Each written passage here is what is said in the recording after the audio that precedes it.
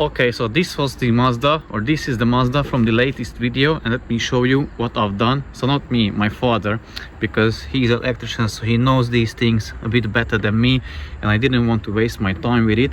So this was the connector I was talking about in yesterday's video, that this tab, I broke it off because, you know, turbo is there, hot temperatures, plastic, it becomes brittle, and basically how you undo it, you need to just tiny bit push it and you can pull off the connector.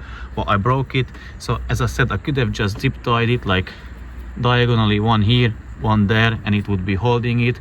Well, I wanted to do it the proper way, so I done that. But I'll show you in a second, like the old one and how I done it, or not me, how my father has done it.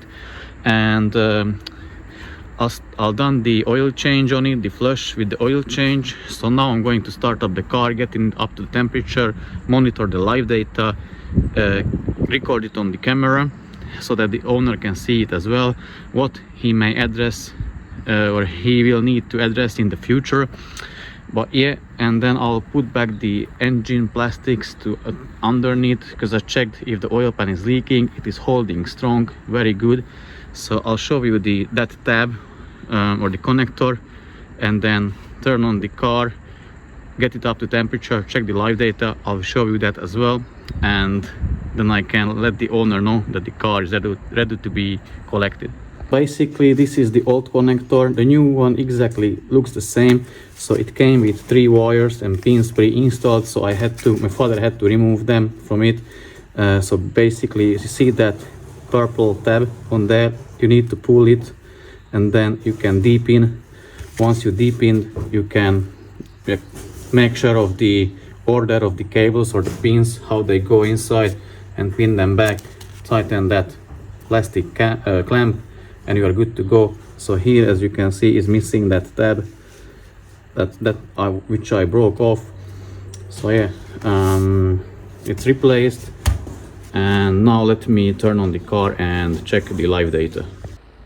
Okay, I took the car for a quick test drive just to get it up to the operating temperatures, and now let me switch the camera and show you the live data, and let's do the final assessment of the car. So here I am in the live data section of the ECM.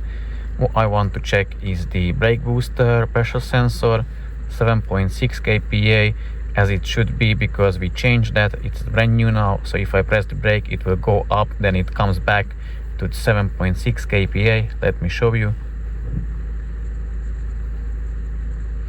I don't know why, but this auto machine, this diagnostic tool, is not as quick as the X tool. Unfortunately, the X tool got bad, or it doesn't turn off, so I still need, I think I'm gonna get another X tool brand one, because I'm quite happy with it, how quick they are on these Mazdas. But yeah, as you can see, it goes back. It just doesn't have that high refresh rate, so you can't monitor it like that good on that good level, but you can still check it, so that's good. I'll check the I will reset this one, the oil change data. And now let's check the oil pressure.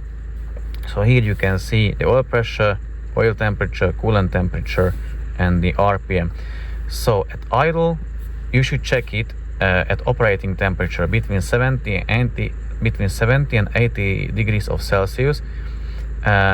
You should have over 160 kPa at idle average. When you rev it up to 1500, you should have 180-ish. Yeah, it's there. And 2000, the same, 180.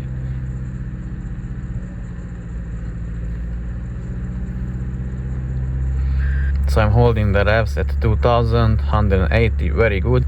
And then 3,500 RPM steady, should have over 360 kPa.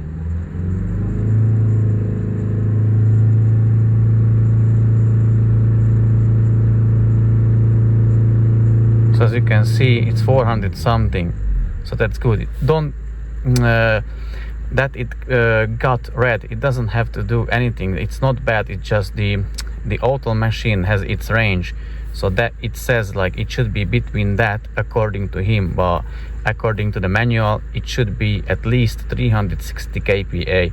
so that pressure is actually good. What further checks I do? I'm going to reset this one as well. So this is the oil dilution amount. So basically when the car does the regens, the DPF regens, it injects fuel so it can get up to the temperature and burn off the suit better. But yeah, I changed the oil, so every oil change you should do these resets. It's called the engine oil data reset. I checked the exhaust gas differential pressure. It is below 1 kPa, so below 1 millibar. So basically it is a single digit number. It is very, very good. You see the average of it, so it is very good, meaning the DPF is not blocked. Exhaust pressure sensor, it should be around 100 kPa. He still has the old sensor, but it is working perfectly fine for him. So unless it goes bad, you don't have to change it. Obviously you will know because it will throw a bunch of error codes on the dashboard. So yeah, that's good. And check the fuel injector correction factors or values.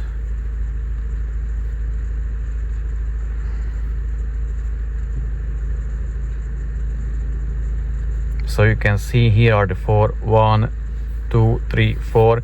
Closer to the 0 the numbers, the better. I say between minus and +1 the values are okay. As you can see, 1 is a bit off.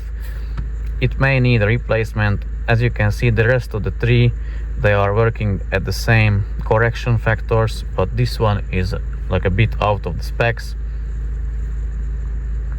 And yeah, these two are matching, so the sensor gets the ECM gets the reading what it wants, so it's good. So yeah, these are the things basically I do check when I do the diagnosis before and after. So oil pressure, it's good, it's fixed. He had lower numbers there. One injector is a bit off, the number 4. The exhaust pressure sensor will need a replacement sometimes in the future when it goes bad. But other than that, the car is lovely, it's good. I'll still need to put back the plastic covers underneath the engine, and yeah, once I'm done with that, I just can contact the owner that the car is ready to be picked up and he can enjoy it further.